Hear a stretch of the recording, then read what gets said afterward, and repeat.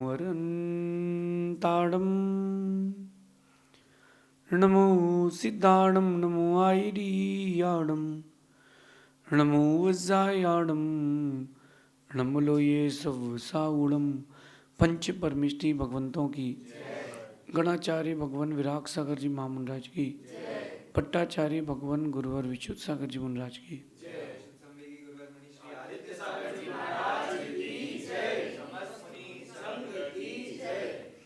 या हम सभी अपने जीवन में सुख और गुणों की अभिवृद्धि के लिए नीति के विषयों का श्रवण कर रहे हैं।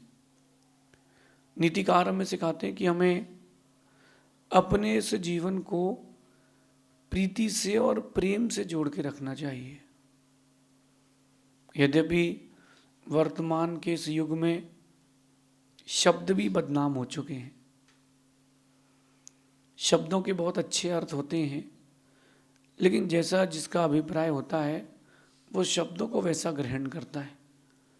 एक शब्द है प्रेम, और उस प्रेम शब्द के लिए बहुत समीचीन अर्थ से लिया जाता है, लेकिन आज इस वर्तमान के वासना के युग में प्रेम शब्द को बदनाम कर दिया गया है।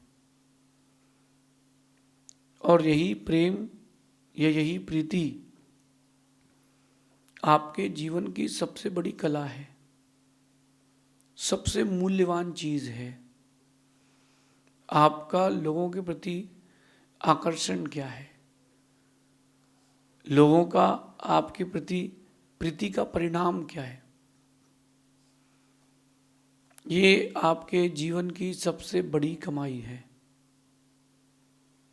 लोगों को लगता है कि मैंने पैसा कमा लिया, बड़ा आदमी हो गया हूँ, मैं किसी बहुत ऊंचे पद पर बैठा हूँ, बड़ा आदमी हो गया हूँ, पूरे घर में मेरी हुकूमत चलती है, मैं घर का अध्यक्ष हो गया हूँ। ये कोई बड़ी चीज़ नहीं है। इसमें आप अपने आप को बहुत हाइटेड मत मान लेना।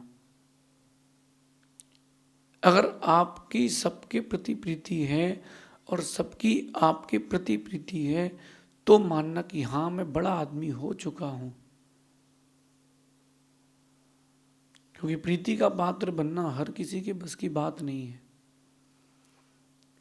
बहुत लोगों को देखा है मैंने सम्मानित होते हुए, बहुत लोगों को देखा है मैंने अपमानित होते हुए, बहुत सारे लोगों को मैंने उपहार प्राप्त करते हुए भी देखा है। लेकिन मेरा मानना है कि बाहर के जो सम्मान मिलते हैं, गिफ्ट मिलते हैं, not a very big deal, कोई बड़ी बात नहीं है।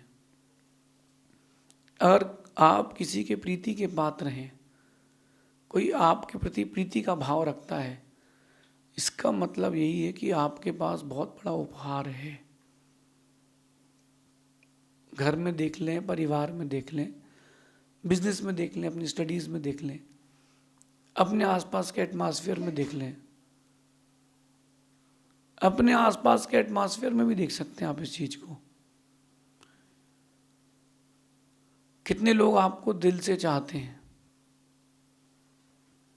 आप लोगों की प्रीति के पात्र कितने हैं, ये जीवन की बहुत बड़ी कमाई है, बहुत बड़ी कमाई है। घर पे पिता पुत्र की परस्पर की प्रीति है कि नहीं है, घर में परस्पर में पिता पुत्र की प्रीति कितनी है, एक दूसरे को देख के चिढ़ रहे हैं कि आकर्षित हो रहे हैं। देखो आप एक दूसरे की तरक्की से जल रहे हैं कि नहीं जल रहे, परस्पर में एक दूसरे के प्रति आकर्षण क्या है, प्रीति वाला। जितने प्रेम से जेब में नोट की गड्डी रखते हो, जितने प्रेम से जेब में नोटों की गड्डी रखते हो, क्या उतने प्रेम से परस्पर में प्रीति भी रखते हो? देखना, गांधी जी की गड्डी भर के फोटो रखते हो अपने पास आप, और उस गड्डी में अगर गांधी जी की फोटो ना हो तो गड्डी किसी काम की नहीं। गांधी जी की जगह अनुपम खेर छपा हो तो नोट नकली है। कितनी प्रीति से रखते हो, लेकिन कभी देखा हृदय में अपनों के लिए क्या प्रीति है क्या घर में एक आपके परस्पर का एक पूरे परिवार का कोलार्स है कि नहीं? कम से कम एक चित्र तो हो जिसमें तुम्हारा पूरा परिवार एक साथ संयुक्त बैठा हो। बहुत कठिन है आज के इस दौर में। हर व्यक्ति स्वार्थी है, वो अपना अपना सोचता है, अपना पर्सनल सोचता है कि ये हमारा हो जाए और हमारा हो जाए। वहीं से समस्या प्रारंभ होती है। पर्सनल पर्सनल जो सोचते हैं उनकी प्रीति खत्म हो जाती है। धर्मात्मा जो होता है वो कभी दुखी नहीं होता है, क्योंकि वो धर्म से जुड़ा होता है। और जो पापी होता है वो दुखी होता है, क्योंकि वो अधर्म से जुड़ा होता है। अपने अंदर झांक करके देखें कि मैं कितने लोगों का प्रीति का पात्र हूं। ये मेरी कमाई है, ये मेरी कमाई है। आपसे पूछ रहा हूं कि आप कितने लोगों की प्रीति के पात्र हैं, कितने लोग आपसे प्रेम करते हैं, चाहते हैं। हकीकत मालूम चल जाएगी जब समय विपरीत आएगा। आज आप अगर किसी को आवाज लगाते हो, फोन लगाते हो, आपके लिए कितने लोग प्रीति से खड़े हो जाएंगे। वो तुम्हारी कमाई है। कहते ना कि असली कमाई तो जाने के बाद मालूम चलती है। जिंदा रहते तो लोग मिलने आते हैं, जब चले जाओ जो आंसू बहाने आए वही तुम्हारे हैं। आपने कितना कमाया है वो जाने के बाद मालूम चलेगा। जिन जिन कारणों से आपकी परस्पर की प्रीति खत्म होती है, उन कारणों को छोड़ देना चाहिए। उन कारणों से जुड़ना ही नहीं चाहिए। जिन कारणों से आपको लगता है कि हमारी इमेज जाएगी, वो काम भी धीरे धीरे छोड़ देना चाहिए।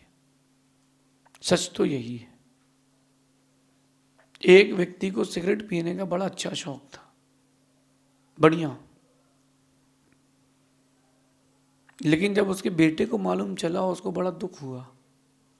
अब वो सोच रहा है कि यार सिगरेट नहीं पीना चाहिए। मेरे पास अभी लास्ट वीक एक व्यक्ति आया, उसने बोला कि मैं पहले शराब नहीं पीता था, लेकिन अजैन था वो। बोले लेकिन मेरे दोस्त लोगों ने हमको फोर्सफुली थोड़ा थोड़ा, देख कुछ नहीं होता, टेस्ट करके रख, ट्राई तो करके रख। तो दोस्तों के साथ रहने के लिए मैंने पीना चालू कर दिया। 2 साल तक लगातार उनके साथ रोज ड्रिंक करी। अब दोस्त अपने में लग गए हैं, किसी की शादी हो गई, किसी का व्यापार बड़ा हो गया, कोई कहीं चला गया, तो वो मेरा सर्कल खत्म हो गया है। लेकिन सर्कल तो खत्म हो गया, शराब की लत अभी तक खत्म नहीं हुई है।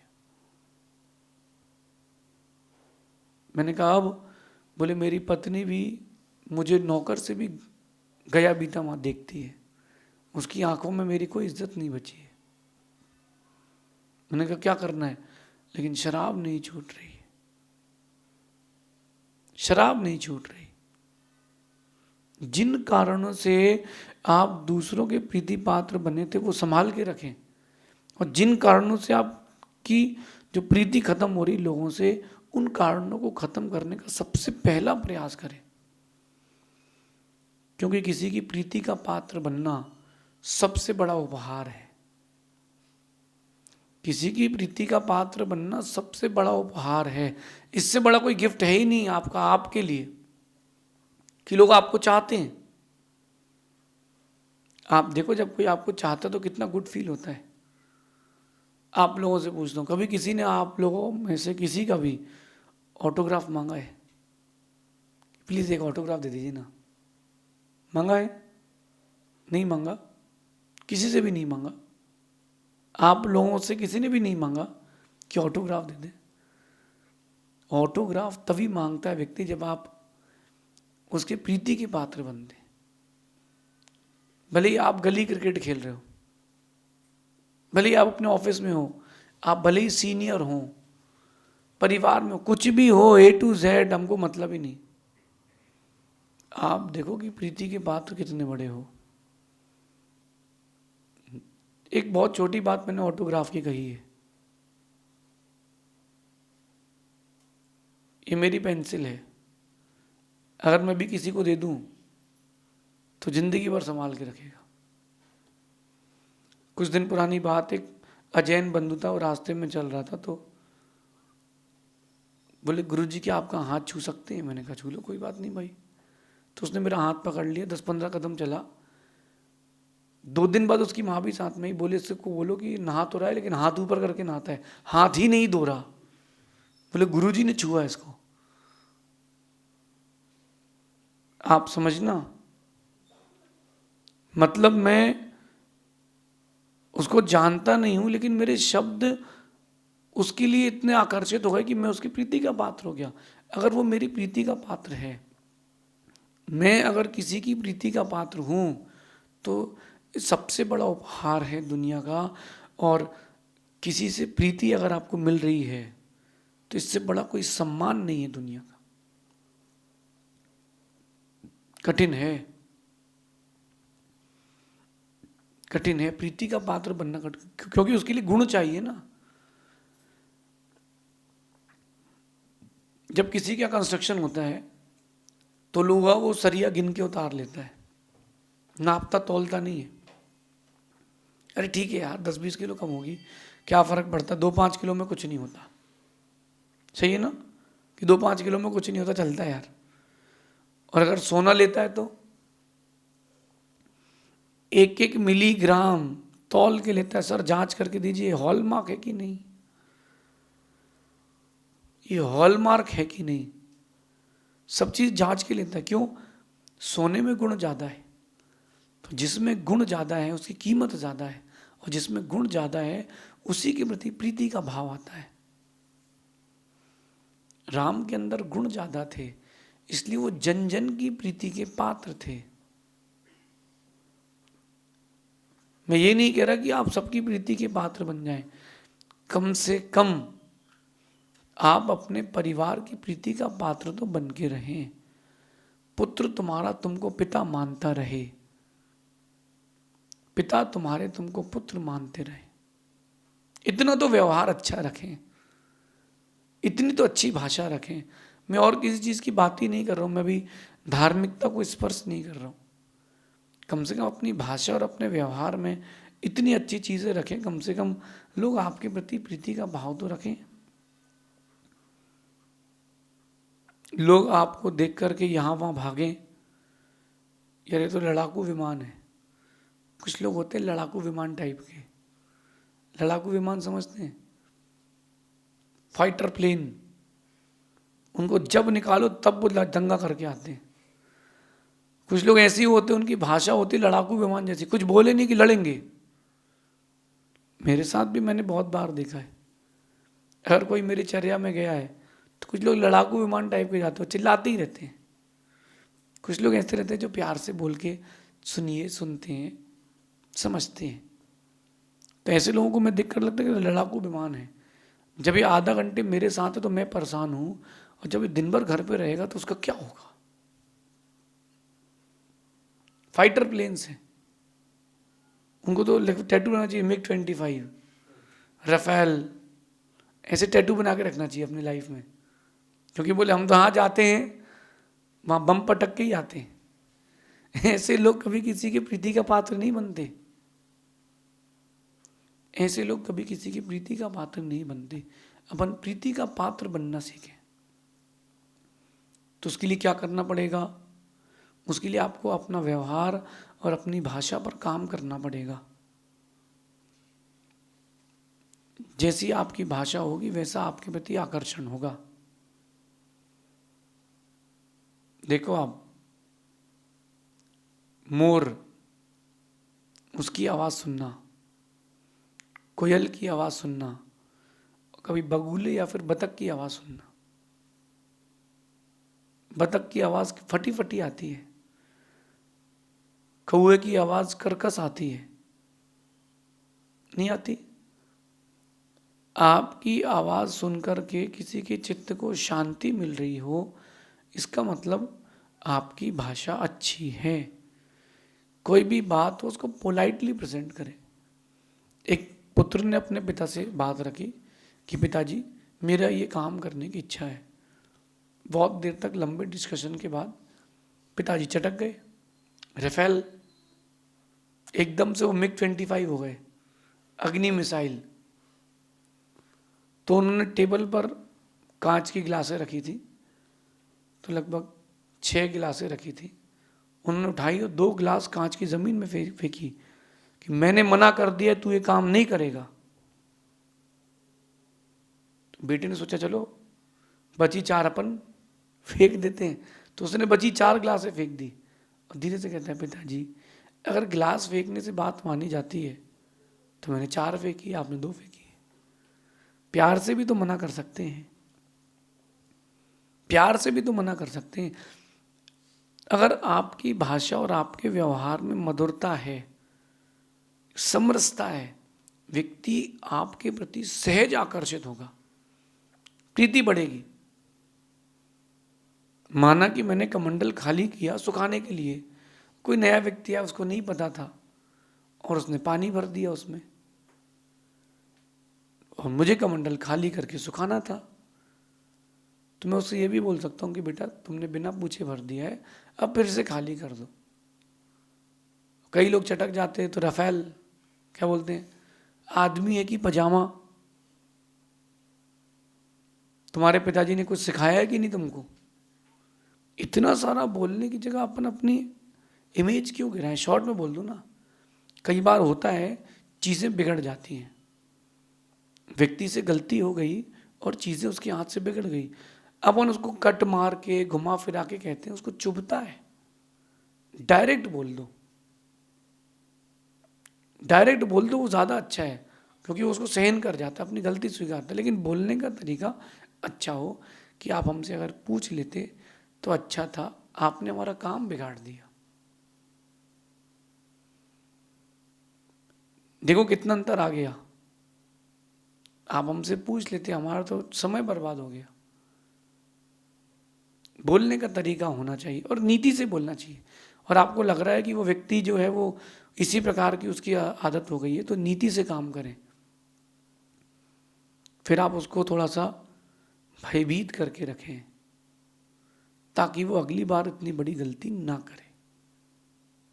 इन सारी बातों को समझना और संभल करके जीना ये आपका कर्तव्य है।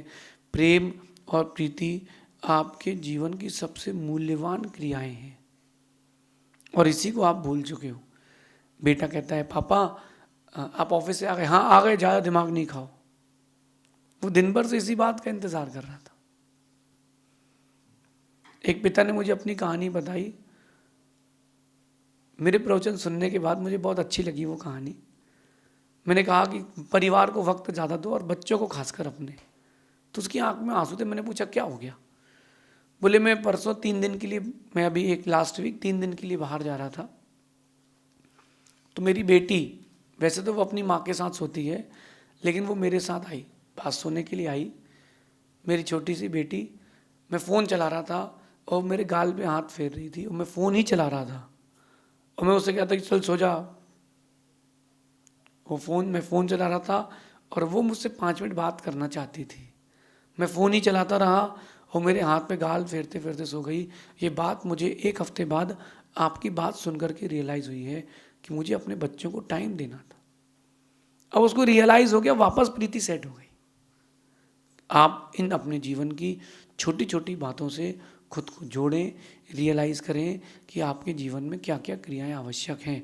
ऐसा चिंतन करना तो व्यक्तित्व ऊंचा जाएगा। शेष आगे देखेंगे। भगवान महावीर स्वामी की